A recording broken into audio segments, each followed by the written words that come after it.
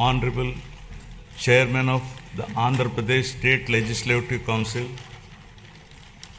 Honorable Speaker of Andhra Pradesh Legislative Assembly, and Honorable members of this August Legislature, it's my honor and privilege to address this joint session of the Legislature on the occasion of the budget session for the year 2026-27. The state of Andhra Pradesh has witnessed significant transitions since its bifurcation in 2014. The government that assumed office that year was confronted with unprecedented challenges, including state reorganization, division of assets, loss of urban conglomeration and the capital city, infrastructure deficits, and an agricultural dominant economic base. Despite limited resources, concerted efforts were made to stabilize finances, improve connectivity, rebuild institutions, and lay the groundwork for long-term development. However, the change in governance in 2019 disrupted this momentum. Systemic governance failures emerged, growth stalled, financial stress intensified, institutions destroyed, total anarchy with breakdown of law and order, arbitrary restrictions placed through misuse of Section 22A, and key sectors such as infrastructure, power, irrigation suffered serious setbacks.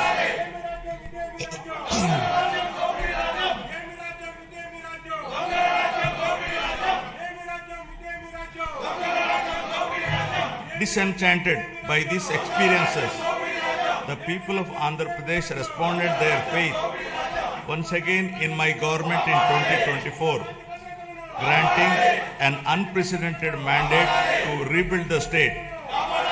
The decisive verdict of electing National Democratic Alliance government reflects their deep trust and confidence in the leadership of Honorable Chief Minister Sri Nara Chandrababu Naidu Garu, the committed partnership of Sri Pawan Kalyan Garu, Honorable Deputy Chief Minister, and the continued guidance and support of Honorable Prime Minister of India, Sri Narendra Modi Garu. Over the last 19 months, my government has followed a calibrated path from revival towards ascendance. Immediately after assuming office, an interim finance plan was placed to stabilize governance and address urgent obligations. This was followed by our first budget, prepared within a short span, which focused on delivering Super 6 and other welfare measures and restarting development activity. Over the next 9 months, corrections were made in policies, system, and expenditure priorities. We then presented a full year budget anchored in a long-term vision. Today, governance has moved beyond revival with welfare, development, and governance aligned to future-ready models. Upon assuming office, my government placed transparency at the forefront by releasing 7 white papers that objectively documented and thereby made common citizen understand the misgovernance in public finances, derailment of the Polavaram project, destruction of the power sector, misappropriation of natural resources, criminal excise policies, deterioration in law and order, and the misguided 3 capital proposal with an aim of destroying futuristic Amaravati that stalled the state's overall progress. By openly acknowledging the problems, my government demonstrated transparency and seriousness of intent. rather than treating them as standalone reports.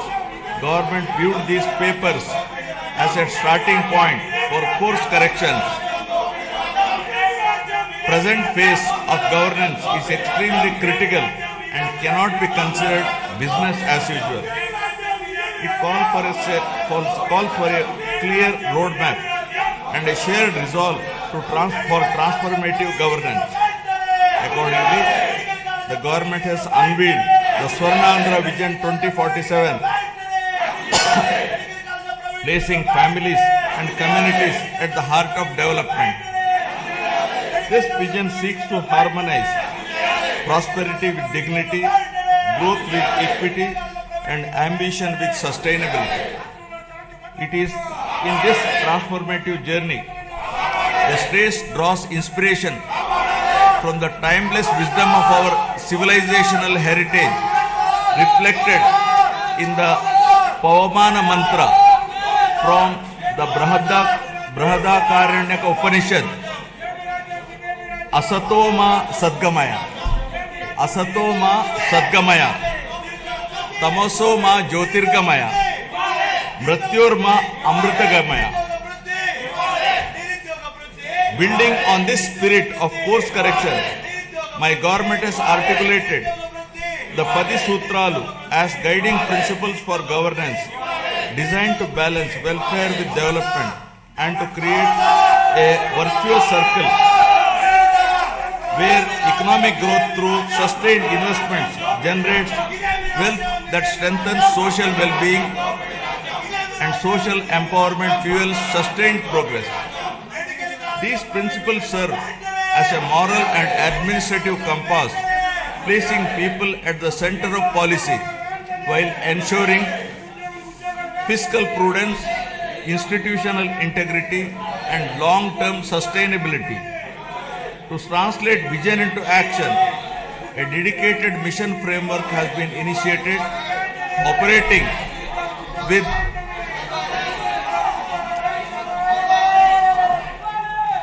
To translate this vision into action, a dedicated mission framework has been initiated, operating with clearly defined objectives, milestones, and accountability mechanisms. Anchored in this guiding spirit, the government has proceeded with focus and resolve. The Swarnandhra vision lays out a clear economic pathway, aiming for sustained high growth to build a rupees 308 lakh crore economy with a per capita income of rupees 55 lakh by 2047. While the long-term pursuit remains firm, the government is undertaking regular interventions and mid-course corrections to stay aligned with evolving realities. A structured review and monitoring framework has been instituted with periodic conferences of ministers, secretaries, and district collectors to assess progress, address bottlenecks, and implement timely course correction, ensuring accountability and continuity in execution.